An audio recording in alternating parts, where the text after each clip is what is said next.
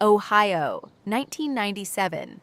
It started behind a row of apartment buildings just after sunrise. Two sanitation workers were making their usual rounds. Same route, same dumpsters, same sleepy neighborhood. But that morning, as they stepped between the metal containers, they stopped cold.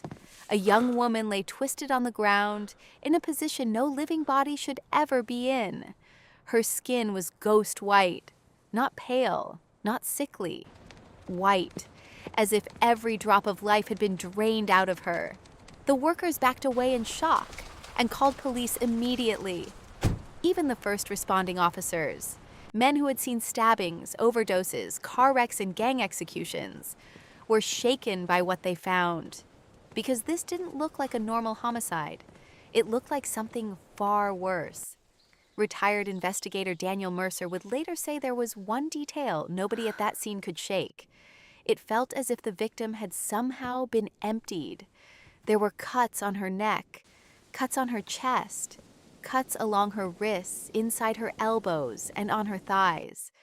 Now, normally, after death, blood settles in the body through gravity. It pools in lower vessels. The skin darkens in patches. Investigators call those lividity marks. Note the pale skin and But initial here, rigor in the jaw. something was The limbs are different. still pliable, The indicating usual early post-mortem stages. staining barely showed. And that raised a terrifying question. Where had her blood gone? Had an animal attacked her?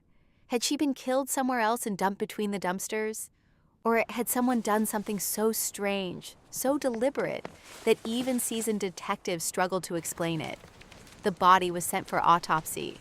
The victim looked to be around 19 or 20 years old. There was no wallet, no identification, no match in fingerprint databases. Police started with the basics: circulating bulletins, checking with precinct officers, asking local residents, placing notices in newspapers. In cases like this, somebody almost always knew the victim. But strangely, there had been no missing persons report for a young woman matching her description. While officers knocked on doors, Detective Mercer stayed focused on the dump site. There was no blood around the dumpsters, no signs of a struggle, no drag marks, which meant the obvious answer was probably the right one. She hadn't been killed there. The killer had brought her there after the murder. The autopsy added even more mystery. There was no evidence of sexual assault. Instead, the body showed multiple sharp force injuries, small incisions and punctures, inflicted by a very thin blade. The medical examiner concluded that at least some of the wounds had likely been made with a surgical scalpel. And then came the detail that would send the case in a bizarre direction. The victim had an extremely rare blood type, O No negative. signs of sexual Only assault. a small percentage of people have it. There was no major internal bleeding, but there were two tiny punctures near the veins, almost invisible unless you were looking for them. Toxicology found no narcotics, no sedatives, no obvious drugs in her system. The medical examiner explained that the punctures were consistent with a standard syringe needle. Human skin is elastic.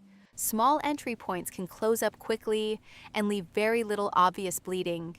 So now investigators had a dead young woman, a rare blood type, scalpel wounds, and needle marks.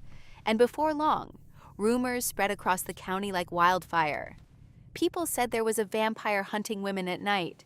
It sounds ridiculous now, but when fear hits a city, people will believe almost anything.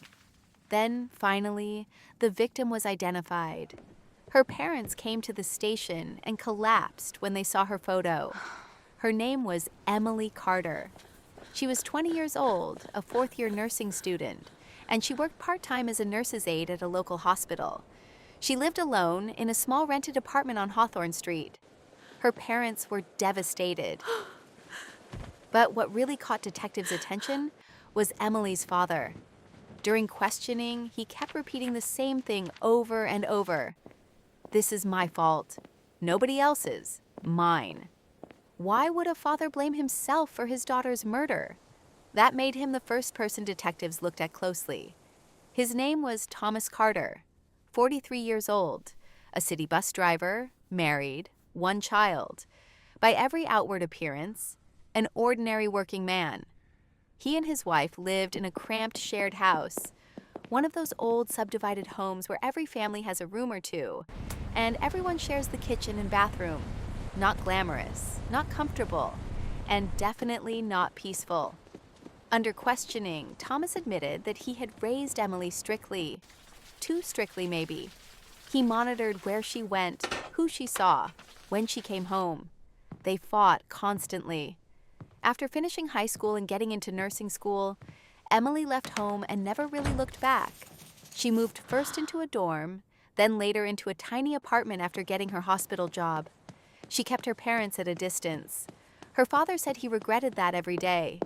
But regret doesn't make someone a murderer. Detectives searched Emily's apartment.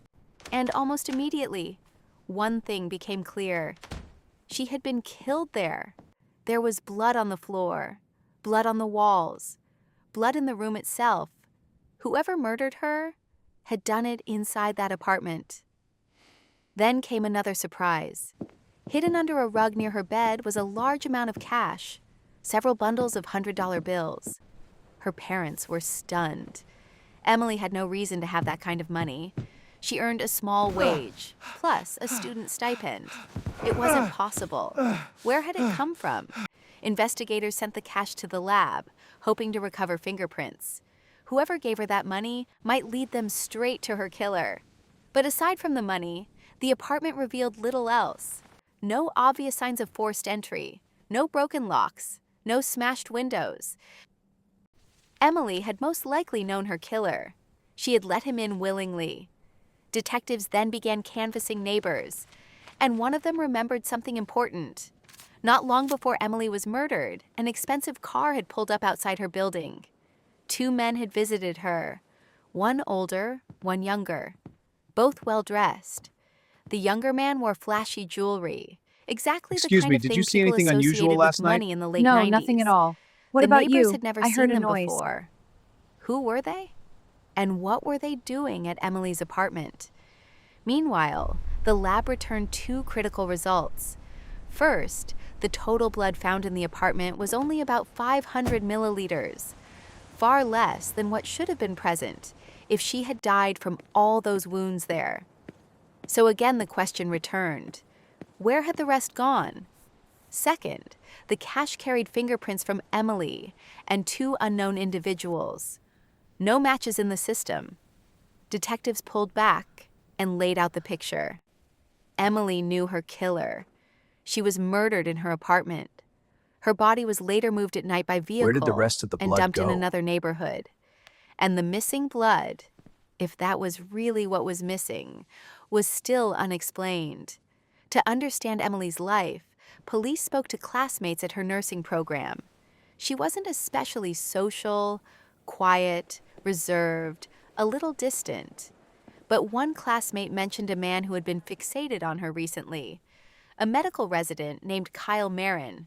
He came from money. His father was a prominent local businessman.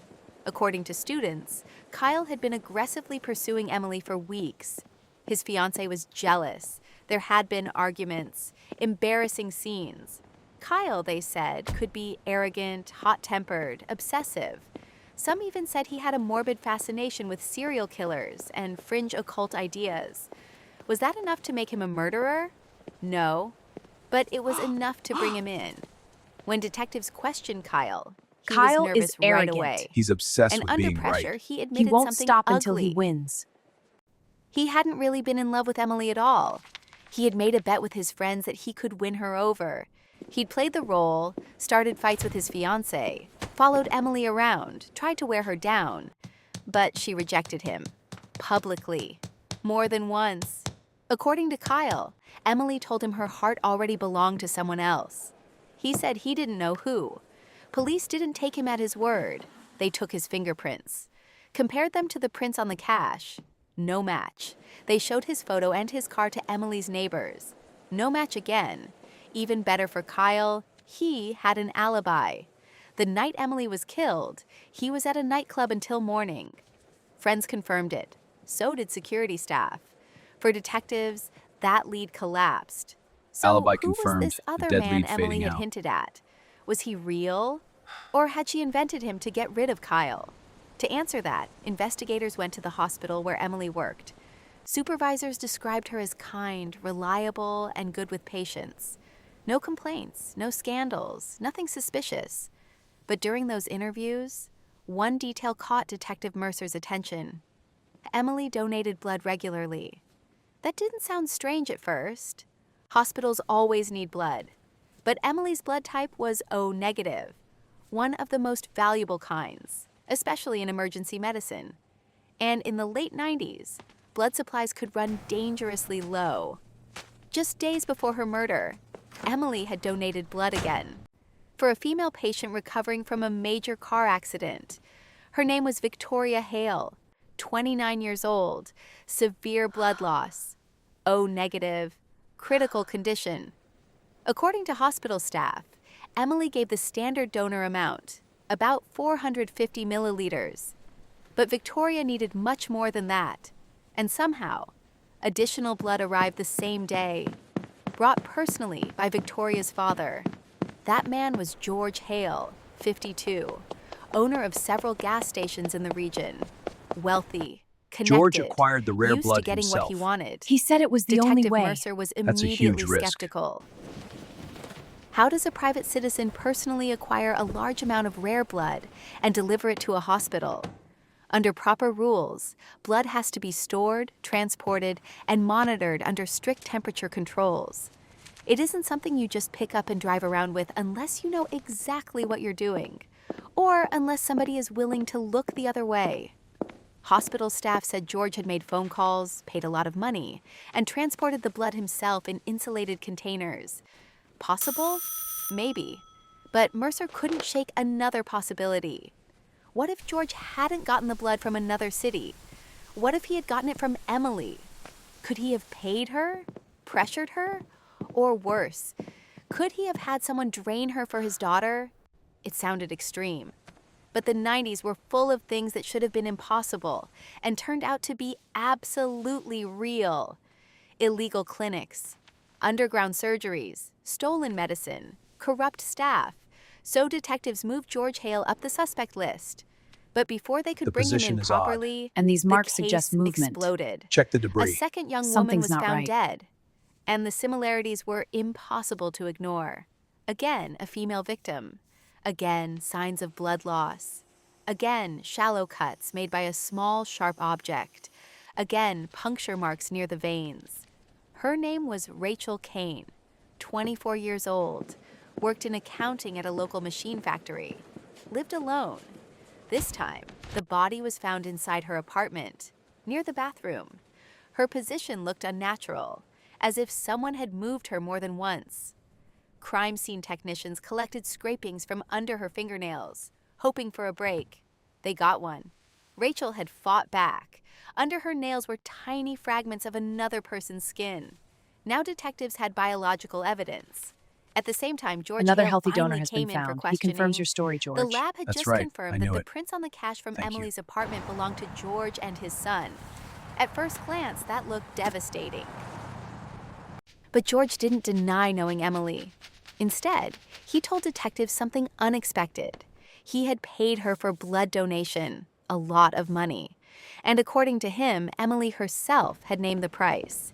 He said another donor had also been paid to contribute for Victoria's treatment, and police later found that donor alive and well. He confirmed the story. As for Rachel Kane, George claimed he had never met her. Then his alibi checked out. On the night Rachel was killed, he was out of town on business. Family and coworkers backed him up. The skin under Rachel's nails didn't match him. So if George Hale wasn't the killer, and Kyle Marin wasn't the killer, and Emily's father wasn't the killer, then what kind of person was police looking for? That's when investigators shifted to Rachel's personal life. At the factory, coworkers said she had recently been seeing a man named Alex Burton. Quiet, private, odd, very odd. Rachel's friends said Alex behaved like someone hiding something. He avoided being seen with her near the factory Tell gates. me what you know. Waited I farther can't. away. You have to. Kept It's to not the that shadows simple. It if is. familiar people passed by. No wife on record, no criminal record, no official red flags. just a strange man with strange habits. Detective Mercer went to speak with him. They found Alex in the cafeteria at work, sitting alone. That part wasn't unusual. What was unusual was his lunch. He was eating meat so undercooked it looked practically raw. The detectives exchanged a look. Maybe it meant nothing. Maybe it meant everything.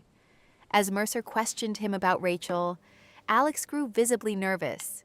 His leg bounced. His answers got shorter. His breathing changed. That was enough. Police got a warrant and searched his apartment. What they found there turned a bizarre murder case into a nightmare. Inside the apartment were 2 large glass jars containing blood, partially used. Lab tests would confirm it. The blood was O negative, and it belonged to Rachel Kane. Then investigators found a large suitcase hidden in a closet. At the bottom were 2 long strands of light brown hair. The lab compared them to Emily Carter. They matched, which meant Emily's body had almost certainly been transported in that suitcase. Rachel's body, being larger, had likely been left at the scene because the killer could not move her the same way. At that point, Alex Burton had nowhere left to run. The vulnerabilities, He precision tools, and confessed. observation made He success described inevitable. both murders. No mistakes. How he made the cuts, how he used syringes, how he collected blood, and why. He said he drank it, not symbolically, not metaphorically, literally. The obvious question was why. Was this some kind of ritual, a delusion, a sexual compulsion, a severe psychiatric disorder? Psychiatrists would later debate that exact issue. Alex told detectives he first met Emily at a movie theater. She had gone to see a romance film. He had been there for a horror feature about vampires, but never went into the screening. Instead, he struck up a conversation with her outside. I have this urge, Emily. It's They went on dark. It several scares me. dates. Emily fell for him. At some point, Alex told her about his urge, his need, as he described it, to drink blood. Instead of running, Emily tried to help him. Maybe because she was studying medicine, maybe because she was compassionate, maybe because she was too young to understand the danger standing right in front of her. She thought she could save him. One day, she invited him into her apartment. At some point during that visit, something in him snapped. He found a scalpel she owned for training purposes, cut her, drank her blood, and then used syringes to extract as much as he could. Later, he went home, got his car, brought the suitcase back, waited until deep night, and dumped her body in another part of town. Rachel was different. She also fell for him, but he never told her about his obsession. He simply manipulated his way into her apartment and killed her in the same pattern. The question detectives never fully answered was how Alex selected his victims. Both women had the same rare blood type. When asked, Alex said he could sense it, smell it, feel drawn to it. Investigators and psychiatrists dismissed that as delusion. But it added to the horror. Because while the city had been laughing nervously about a vampire, This is a the delusion. truth was We need real somehow evidence. worse. It's not real. This wasn't a legend. No, you don't understand. This was a real man hunting real women. And then came the most disturbing twist of all. As Alex sat in custody, police began receiving reports of 3 more unsolved deaths in the region. Young women, severe blood loss, similar injuries, similar patterns. The possibility was horrifying. Had Alex killed more than 2? Were investigators looking at a serial murderer whose crimes had gone unnoticed because they sounded too unbelievable to be true? When detectives pressed him on the additional cases, Alex shut down. Completely. No more words, no more details, no more cooperation. So investigators did something unusual. They tried to provoke him.